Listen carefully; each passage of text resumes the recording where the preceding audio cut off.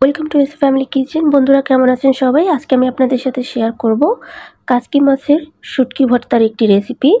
তো এই জন্য এখানে আমি কাচকি মাছের শুটকি নিয়েছি। তো এই শুটকিগুলোকে আমি প্রথমে একটি ফ্রাই প্যান গরম করে নেব। এরপরে তাতে এই মাছগুলো দিয়ে দিচ্ছি। এটাকে আমি ড্রাই ফ্রাই করে নেব, এতে কোনো তেল দেওয়া যাবে না। তো একদম লো হিটে এটাকে ভেজে নিতে হবে। যখন এটা বাদামি রঙের হয়ে আসবে তখন আমি মাছগুলোকে নামিয়ে নেব। আর মাছগুলো নামিয়ে নেওয়ার পরে পানি দিয়ে সাথে সাথে এটাকে ধুয়ে নিতে হবে। ধুয়ে এটাকে পানি ঝরিয়ে রাখতে দিতে হবে।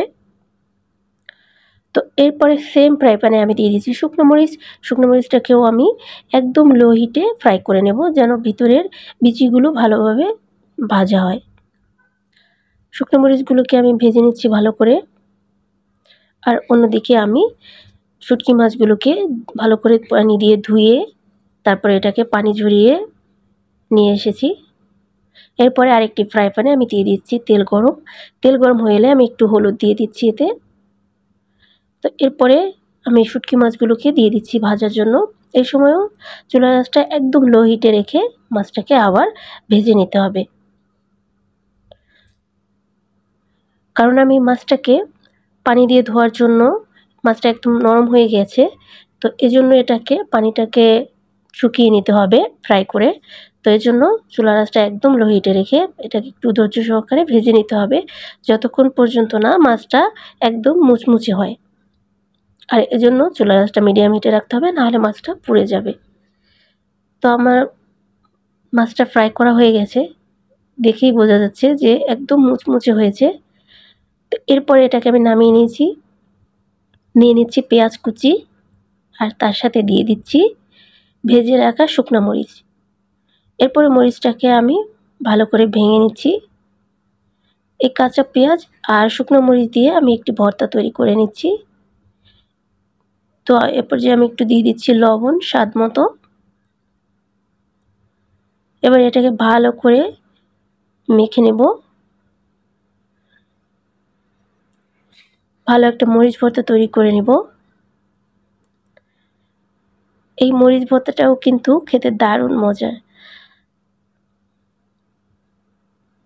আমার ভর্তাটি প্রায় মাখানো হয়ে গেছে। তো এরপরে আমি দিয়ে দিব সরিষার তেল। সরিষার তেল দিয়ে আমি ভর্তাটাকে মাখিয়ে নিচ্ছি।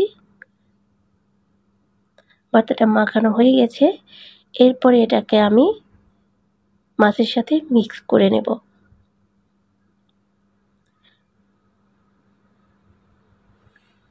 তো আমার আজকের এই ভিডিওটি কেমন লাগলো কমেন্ট করে জানাবেন, এবং কে কোথা থেকে আমার ভিডিওটি দেখছেন কমেন্ট করে জানাতে ভুলবেন না। এবং যারা এখনও পর্যন্ত আমার ইউটিউব চ্যানেলটি সাবস্ক্রাইব করেনি তারা আমার ইউটিউব চ্যানেলটিকে একটু সাবস্ক্রাইব করে দিবেন, এবং লাইক কমেন্ট শেয়ার করতে ভুলবেন না। আমাকে সাপোর্ট করার জন্য ভিডিওটি বেশি বেশি শেয়ার করে দিবেন।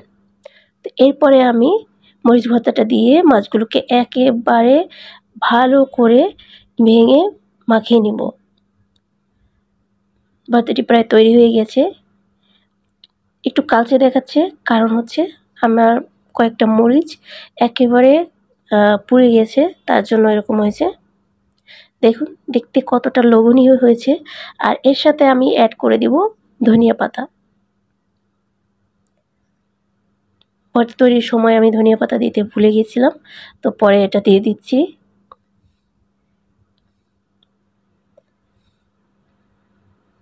পরবর্তী ভিডিও দেখার জন্য আমার পেজটিকে ফলো করে রাখবেন, আর ইউটিউব চ্যানেলটি সাবস্ক্রাইব করে দিবেন। ভালো থাকবেন সবাই। আল্লাহ হাফেজ।